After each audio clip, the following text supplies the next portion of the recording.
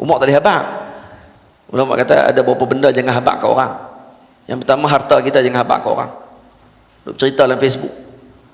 Ni zaman lah ni, hanya duk berniaga sikit-sikit ni, tunjuk duit ke orang. Baru buat saham 2-3 kali ya. Allah, dia tunjuk duit tu. Alhamdulillah hari ni untung masuk banyak ni. Sebab nak tarik orang ikut dia punya projek dia. Tu semua tak ikut sunnah Rasulullah. Rasulullah tak suruh kita pajangkan, tunjuk ke orang harta kita. Berapa nak tunjuk ke orang harta kita. Tu semua sistem barat. Barat ajak macam tu. Lepas tu Nabi yang kedua apa dia? Yang kedua, umur kita jangan habaq ke orang, tak boleh. Dia ada satu hadis, dipanggil hadis musalsal bisuali anil umur. Hadis musalsal bertanya tentang umur. Jadi anak-anak murid pakat tanya kat tok guru, berapa umur tuan syekh? Maka guru tu akan jawab. Apa dia? Aqbil ala sya'nik. Ni hadis ni musalsal. Ada musalsal ya. Saya pernah dijemput di Tengku Bainun. Lepas tu hak pengurusi majlis tanya, umur ustaz berapa? Saya kata, boleh nak tanya? Tanya dalam majlis lagi. Saya tanya ramai-ramai. Kita bagi hadis musalsal bisu'alil anil umur. Hadis musalsal tanya tentang umur. Jadi saya pun minta mereka tanya. Lepas tu pakat tanya, ustaz umur berapa? Berapa umur ustaz? Saya pun jawab, aqbil ala sya'nikum atau aqbilu ala sya'nikum. Buat kerja je, jangan tanya umur orang. Faham tak? Buat kerja masing-masing, jangan tanya umur orang berapa. Buat kerja kalian, jangan tanya umur orang. Ini dia. Ini antara adab kita bersembang dengan orang, jangan tanya umur. Itu tak ada adab sebenarnya. Kita bila bersembang dengan orang, tanya umur orang, dia ada dua sebab. Yang pertama, kemungkinan dia kerja berjabatan pendaftaran, itu yang kedua lah. Yang pertama lah, sebab dia nak buat pendaftaran, buat pasport baru ke, itu mungkin lah. Yang kedua, dia nak tengok dia ni terah mana. Dengan saya ni umur jauh beza tak? Tadi sembang elok, tapi bila tahu umur, dandang sembang lain. Itu sebab tanya umur. Yang menyebabkan orang ni kadang-kadang dia akan mencela kita. Kadang-kadang kita tua pada dia. Dia tengok, lah tua orang tapi bodoh. Orang tua pula dah. Kalau hak kedua pula dia kata, oh muda lagi lah, ingat ke tua sangat.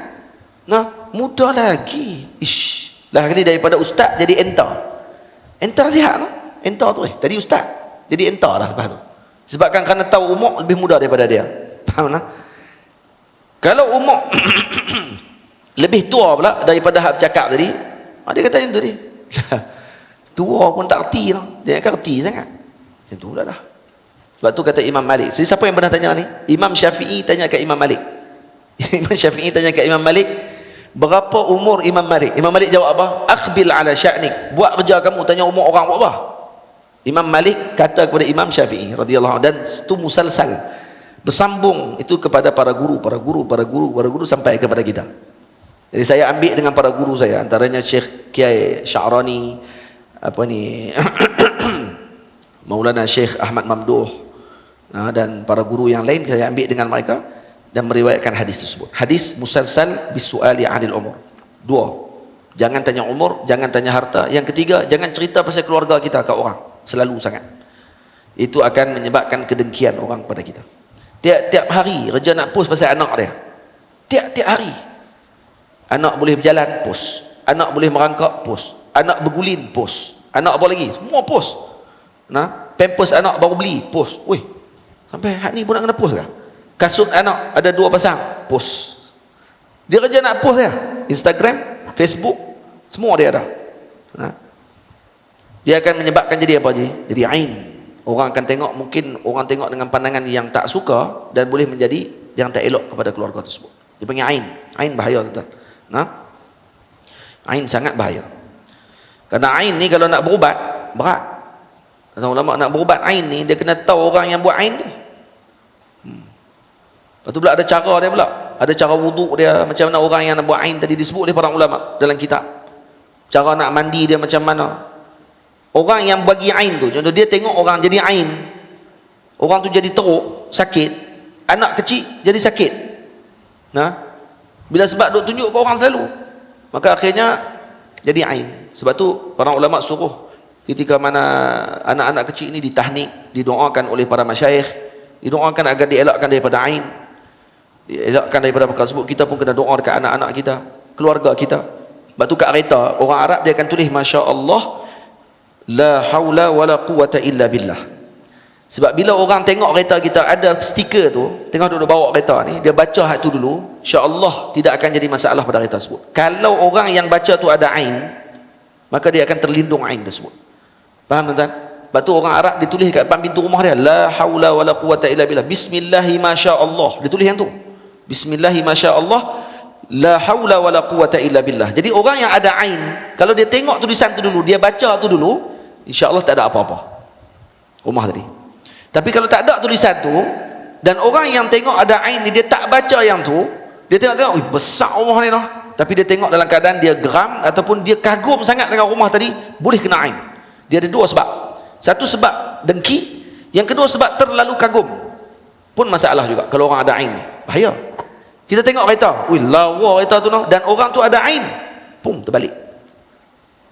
Itu di Mesir, kata guru saya Syekh Abdul Aziz Syahawi, katanya ada orang Mesir ni yang dia ada ain dia kuat, sampai tengok rebau, mampus rebau waktu tu juga, rebau mati waktu tu juga.